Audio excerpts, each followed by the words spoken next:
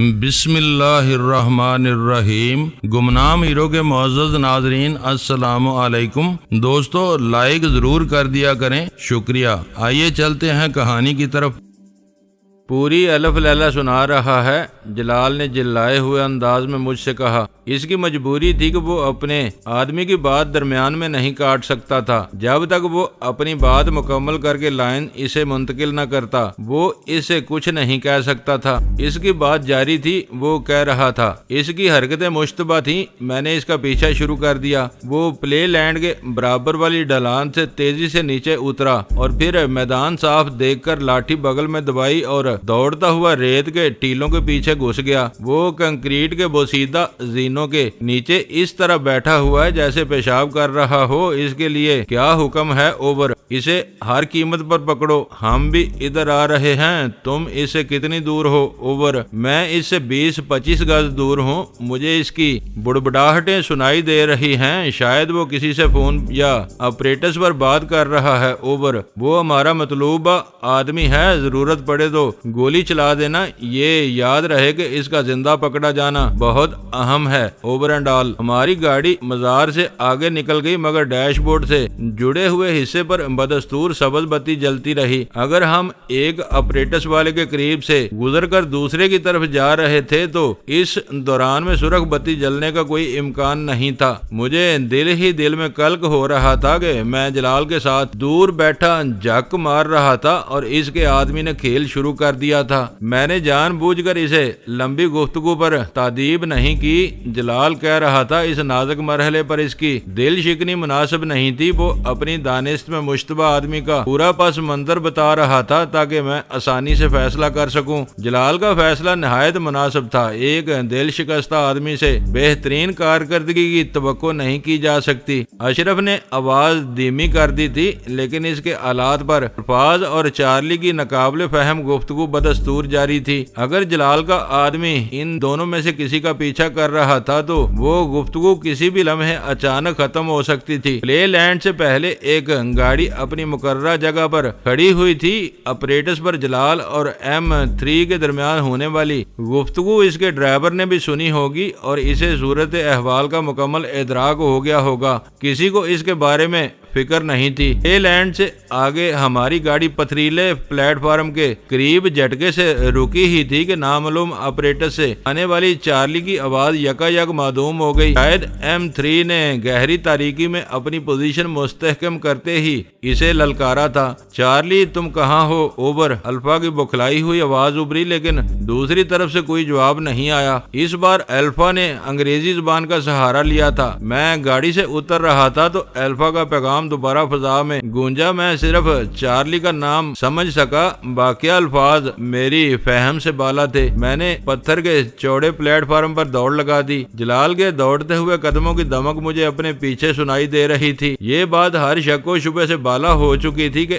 M3 اپنی عقابی نظروں کی وجہ سے چارلی کو گھیرنے میں کامیاب ہو گیا تھا۔ وہ یقینی طور پر وہی خبیث شخص تھا جو حسن کے نام سے مجھے اور سلطان شاہ کو جل دے کر نیو خان ہوٹل سے نکل بھاگا تھا۔ پتھریلے پلیٹ فارم پر کچھ بھی نہیں تھا۔ نصف صدی پہلے اس پلیٹ فارم کے ستونوں کے نیچے تک سمندر کا پانی آتا تھا لیکن انسانی صناعی نے پتھروں کی دیوار چن کر پانی کو بہت پیچھے سے روک دیا تھا۔ اس بارونق پلیٹ فارم کے نیچے اب ریت کے ناہموار ٹیلوں کی کثرت تھی جہاں ہر وقت طوفان اور اندھیرے کا راج ہوتا تھا۔ رات کے وقت وہ اندھیرا ہولناک ہو جاتا تھا۔ اچانک فضا میں ایک فائر کی آواز گونجی۔ میرے کان کسی دلدوز انسانی چیخ کے منتظر رہے لیکن چند ثانیوں کے بعد فضا دوسرے فائر کی آواز سے لرز اٹھی۔ دوسرا فائر یقینی طور پر کسی اور ہتھیار سے کیا گیا تھا۔ میرے اعصاب کشیدہ ہونے لگے۔ حسن نہتا نہیں تھا اور M3 کا پہلا وار کارگر ثابت نہیں ہوا تھا۔ حسن کو سنبھل کر اس پر جوابی حملہ کرنے کا موقع مل گیا تھا۔ کلفٹن کے بارونق میلے کو ہم دور چھوڑ آئے تھے۔ پتھریلی سیرگاہ پر اترے ہوئے لوگ پے در پہ دو فائروں کی آوازیں سن کر बहुत तेजी से लौटने लगे थे। M3 ने बताया था कि लंगड़ा फकीर प्ले लैंड की सिमत से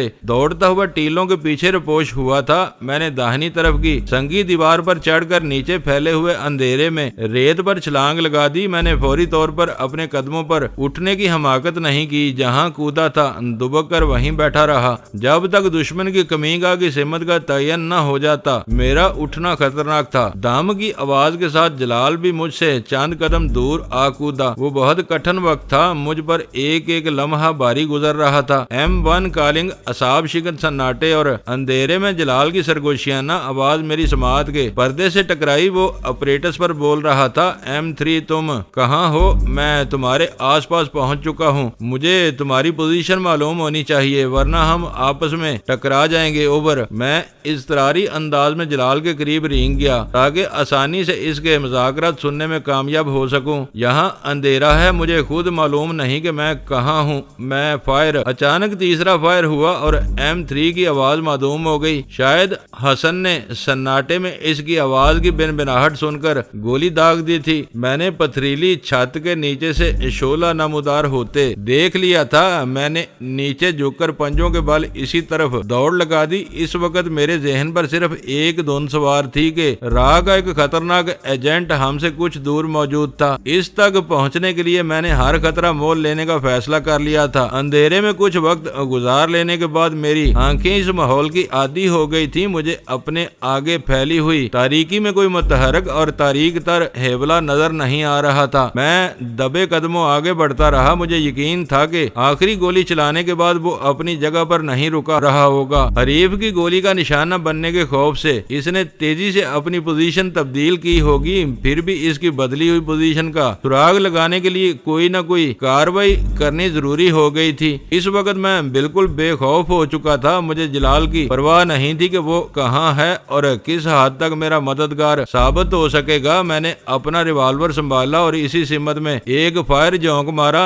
जिधर से आखिरी शोला तैरता हुआ नजर आया था। इसे शायद दूसरी तरफ से फरार की कोई राह नहीं मिल रही थी। वो रेत के टीलों और कंक्रीट की फरसूदा छत के नीचे फंस कर रह गया था। वो मुदाफियत की फिक्र में मुब्तला था और हर तरफ निगाह रखे हुए था। मेरे फायर के जवाब में इसने अपनी बदली हुई पोजीशन से गोली चलाई। मैं इस पर जवाबी वार के लिए तैयार था। मैं फौरन ही सीने के बल रेत पर गिर गया। इसकी चलाई हुई गोली मेरे सर पर से गुजर गई। मुझे दिल ही दिल में एतराफ करना पड़ा कि मेरा दुश्मन निशाने का बहुत सच्चा था। मैंने अपना रद्दे अमल दिखाने में जरा सी भी काहली से काम लिया होता तो इसकी गोली ने मेरी खोपड़ी में सुराख कर दिया होता। इस वक्त तक वो 3 गोलियां चला चुका था। मेरे जहन में किसी के कहे हुए ये अल्फाज गूंज रहे थे कि एक सीक्रेट एजेंट कभी निहत्था नहीं होता। शोभराज से मिली हुई इतलात की रोशनी में वो दोनों बिल्कुल बेसरो सामानी की कैफियत में कराची पहुंचे थे।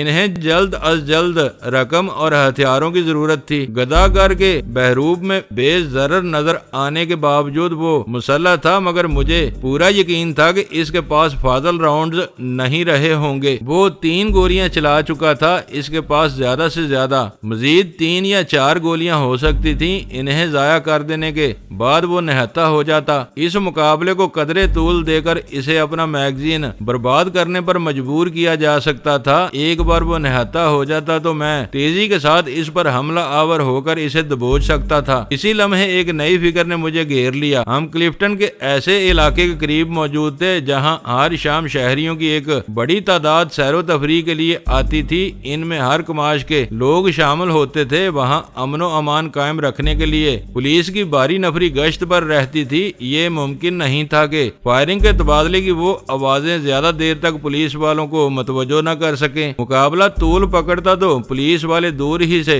गोलियां बरसाते हुए दखल अंदाज हो सकते थे। जलाल ने अपनी इस महम के सिलसिले में पुलिस फोर्स से कोई मदद ली थी, न इन्हें इतमाद में लिया गया था। वो बेखबरी के आलम में मुखल होकर हमारी सारी बसात बखेर सकते थे। पुलिस की मुदाखलत का वो इम्कान कुछ दिल खुशकुन नहीं था। वक्त का तकाजा था कि इस मामले को जल्द अज जल्द निपटाने की कोशिश की जाए। इस नतीजे पर पहुंचने के बाद मैंने पंजों के बल दौड़कर अपनी जगह तब्दील की और फिर रेत के टीलों में घुसता चला गया। मैं नरम रेत पर सीने के बल आगे खिसक रहा था। इस वक्त मेरे हवास किसी वहशी दरिंदे की तरह पूरी तरह बेदारी की हालत में थे। मैं कोई आवाज पैदा किए बगैर संभल कर आगे बढ़ रहा رہا تھا، اچانک پیچھے سے کسی نے میرا پیر پکڑ لیا۔ میں بڑک کر پلٹا تو جلال پیچھے موجود تھا۔ وہ چوہے دان میں پھنس کر خطرناک ہو گیا ہے۔ وہ میرا پیر چھوڑے بغیر درد مندانہ آواز میں بولا، آگے مت جاؤ، وہ نقصان پہنچا دے گا۔ جلال کی آواز دھیمی تھی۔ میں نے بھی اسی لہجے میں کہا، اس کا فیصلہ ہونا ضروری ہے،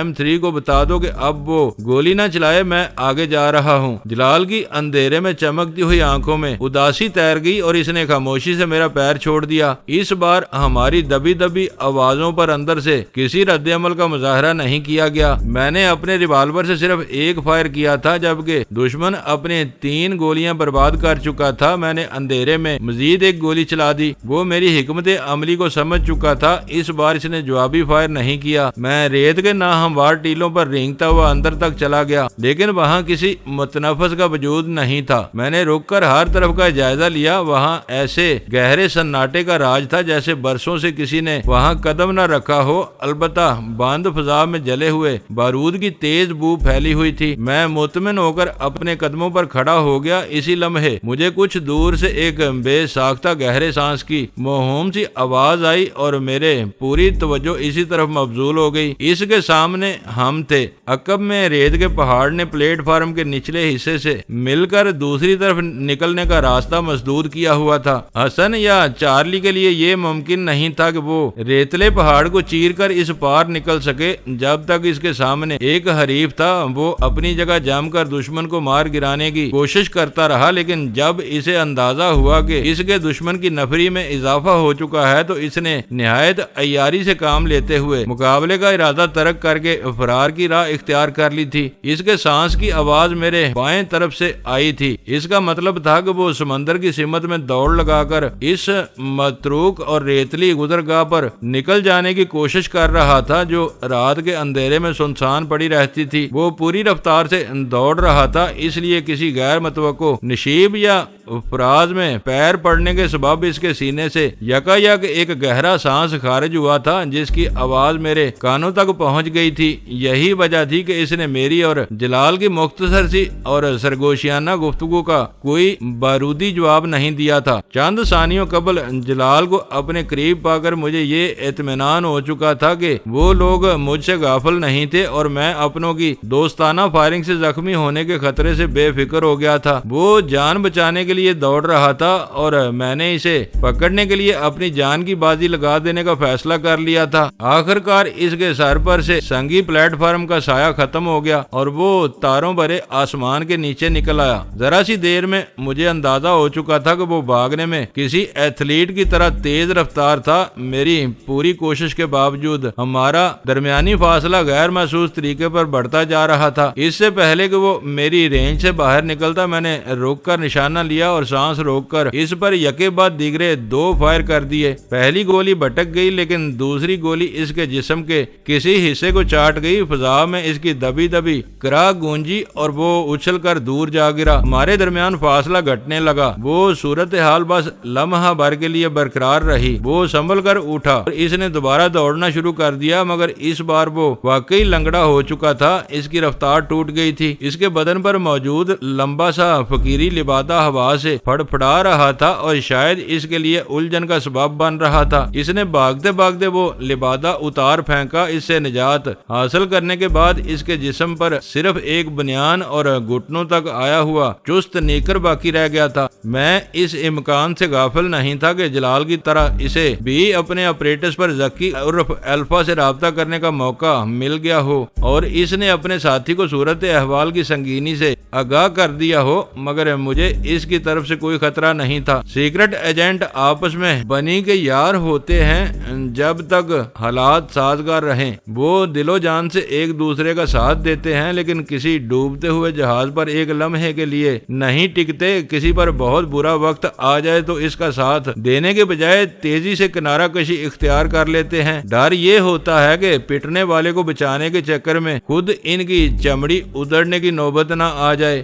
وہ دونوں کسی اہم مشن پر کراچی آئے ہوئے تھے۔ حسن کو بچانے کے چکر میں ذکی بھی مارا یا پکڑا جاتا تو ان کا مشن بری طرح ناکام ہو سکتا تھا۔ حسن کی بربادی کے بعد اگر ذکی بچا رہتا تو وہ اپنے مشن کی تکمیل کے لیے بہت کچھ کر سکتا تھا۔ اس کے لیے فرد سے زیادہ اہمیت اہمیت مشن کی ہونی چاہیے تھی۔ یہ فلسفہ اسے حسن کے جھگڑے میں شمولیت سے باز رکھنے کے لیے کافی تھا۔ تاریک اور بدبودار ریتیلے ٹیلوں میں ہونے والی لڑائی ناہموار ریتیلے میدان میں منتقل ہو چکی تھی۔ حسن میری گولی سے زخمی ہو گیا تھا۔ اس کی لنگڑاہٹ سے صاف ظاہر ہو رہا تھا کہ اس کی ایک ٹانگ پر زخم آیا تھا۔ حسن کا بھاگنے کا دم خم ختم ہو چکا تھا۔ ہم دونوں کا درمیانی فاصلہ لمحہ گھٹ رہا تھا۔ حسن کو بھی اندازہ ہو گیا کہ وہ بھاگ کر اپنی جان نہیں بچا سکے گا۔ اس کے پاس جم کر لڑنے کے سوا کوئی اور راستہ باقی نہیں رہ گیا تھا۔ اچانک وہ پلٹا اور اس نے کسی بے خطا نشانے باز کی طرح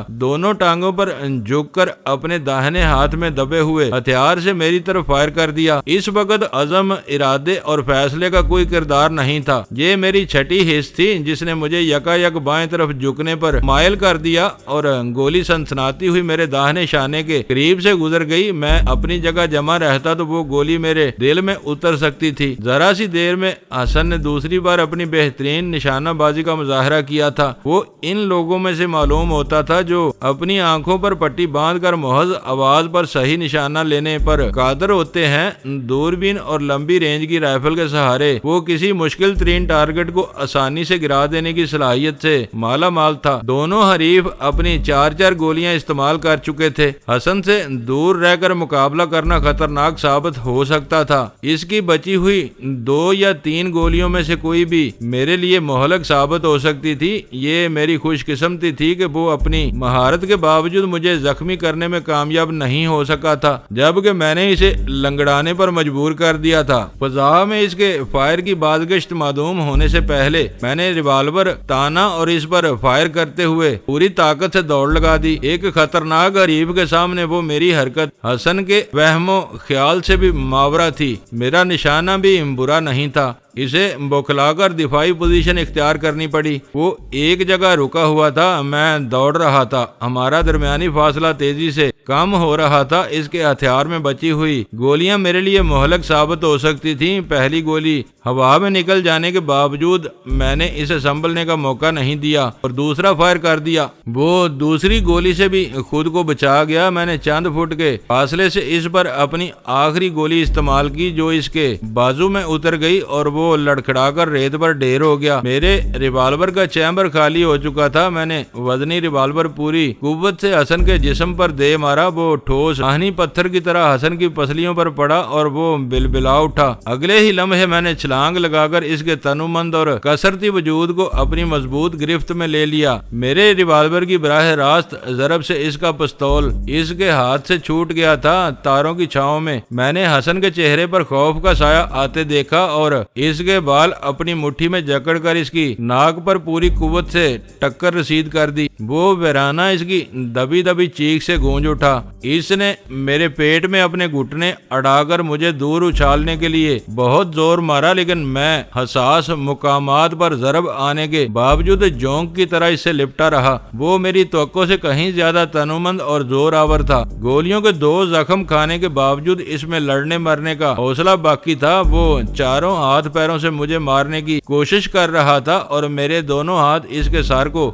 زمین سے ٹکائے رکھنے کی جدوجہد میں مصروف تھے۔ اسے اپنے نیچے دبائے رکھنے کے لیے مجھے پوری طاقت صرف کرنی پڑ رہی تھی۔ میں مکہ مارنے کے لیے ایک ہاتھ ہٹاتا تو اگلے ہی لمحے وہ زور لگا کر میرے نیچے سے نکل جاتا۔ سارے میرے قابو میں آ جانے کی وجہ سے وہ بے بس ہو کر رہ گیا تھا۔ پھر میں نے وحشیانہ انداز میں اس کے چہرے اور پیشانی پر زوردار ٹکریں رسید کرنا شروع کر دیں۔ حسن کے پاس اس حملے سے دفاع کا کوئی طریقہ نہیں تھا۔ لمحوں میں اس کا چہرہ پھٹے ہوئے زخموں سے بہنے والے خون سے لہولہان ہو گیا۔ ٹکروں سے اس کی توازے کرتے ہوئے میرا سر بھی چکرانے لگا اور آخر کار میری آنکھوں کے سامنے رنگا رنگ چنگاریاں سی اڑنے لگیں۔ اچانک پشت سے کسی نے نرمی سے میرے شانے پر ہاتھ رکھ دیا۔ الگ ہو جاؤ، اب یہ کہیں نہیں جا سکتا۔ وہ جلال کی ہمدردانہ آواز تھی۔ اسی لمحے ایک اجنبی شخص نے اپنے ریوالور کی نال ریت پر گرے ہوئے حسن کی کھوپڑی سے لگا دی۔ شاید وہ M3 تھا۔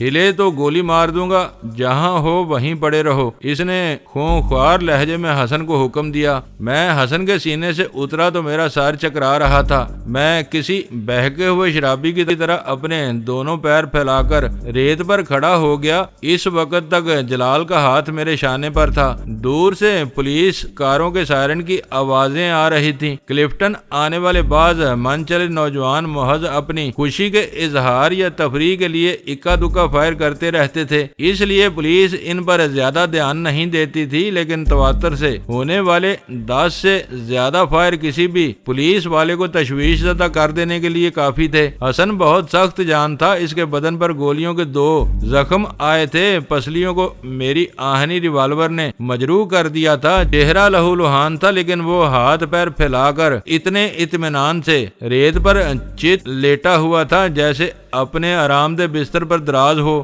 لڑائی میں تمہاری داڑھی کے کئی حصے نکل گئے ہیں۔ جلال نے میرے کان میں سرگوشی کی، بہتر ہوگا کہ پولیس والوں کے آنے سے پہلے پوری داڑھی نکال دو۔ میرے ہاتھ بے اختیار اپنے چہرے پر چلے گئے اور میں نے بال صاف کرنے شروع کر دیے۔ جلال اپریٹس سنبھال کر اشرف کو گاڑی سمیت وہاں پہنچنے کی ہدایت دینے میں مصروف ہو گیا۔ حسن کے ساتھ آنکھ مچولی ہونے کے بعد اسے مقام کا تعین کرنے میں دشواری نہیں تھی۔ وہاں تک پہنچنے کے لیے پختہ سڑک موجود نہیں تھی، لیکن جلال کو توقع تھی کہ اشرف کی طاقتور گاڑی سڑک سے اتر کر مختصر سا ریتیلا حصہ آسانی سے عبور کر لے گی۔ میں نے اپنے چہرے سے داڑھی صاف کی تو مجھے حسن کی تازہ خون کی چپچپاہٹ اپنے ہاتھوں پر محسوس ہوئی۔ میں نے جیب سے رومال نکال کر اپنا چہرہ صاف کیا تو حسن کی چمکتی ہوئی نظریں میری طرف مرکوز تھیں۔ میرا چہرہ قدرے صاف ہوتے ہی حسن بری طرح چونک پڑا اور بے ساختہ بولا، اوہ تو تم ہو۔ یہ کل رات ہی شبہ ہو گیا تھا کہ دوستی کے پردے میں تم کسی بدترین دشمن کا پیغام لائے ہو۔ تم کون ہو؟ اس کی آواز بررائی ہوئی تھی لیکن پر اعتماد تھی۔ اوبرا،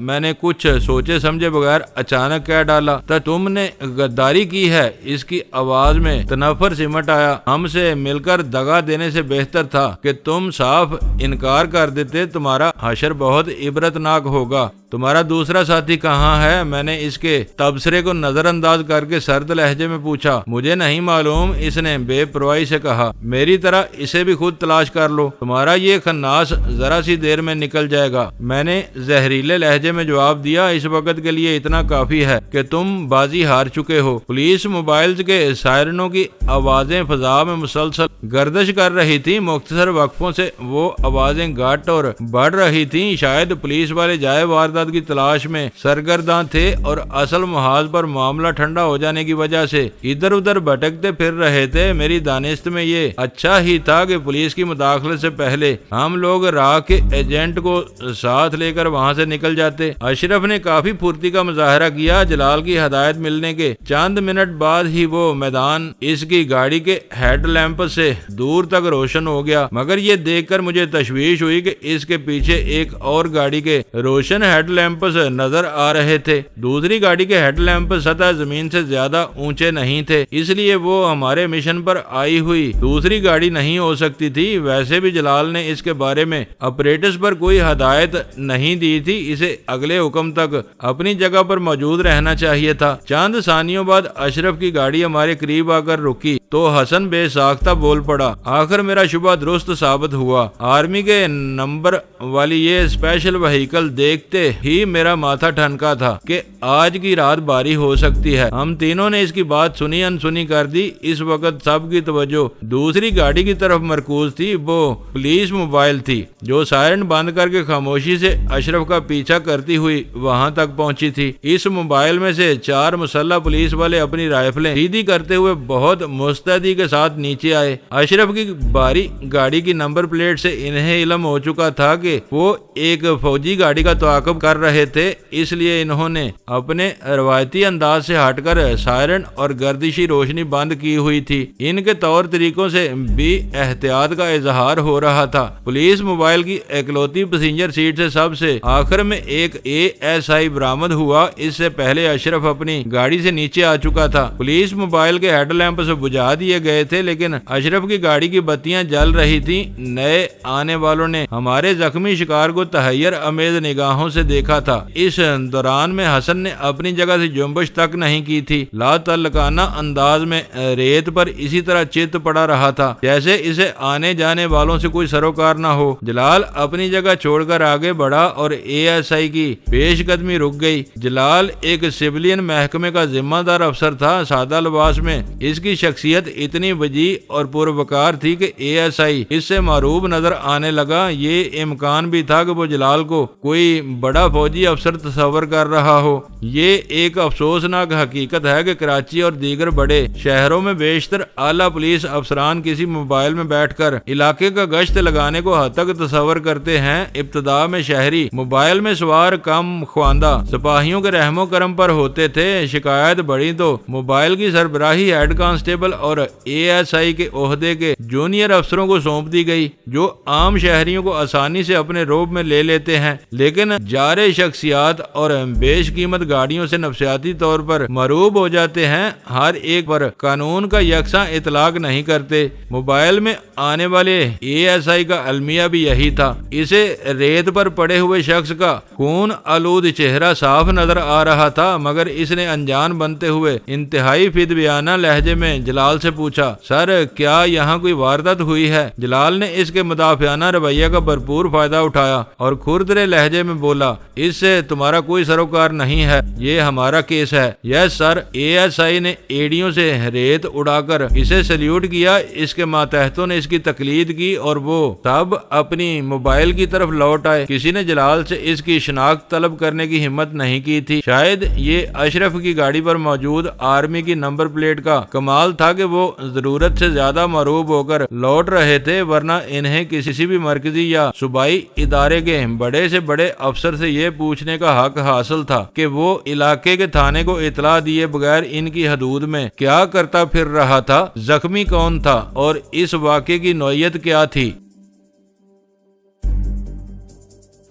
دوستو ویڈیو کو لائک ضرور کر دیا کریں۔ ISI پاک آرمی زندہ باد، پاکستان پائندہ باد۔ معزز ناظرین اپنا خیال رکھیے گا اور اپنے اس چینل کا بھی شکریہ۔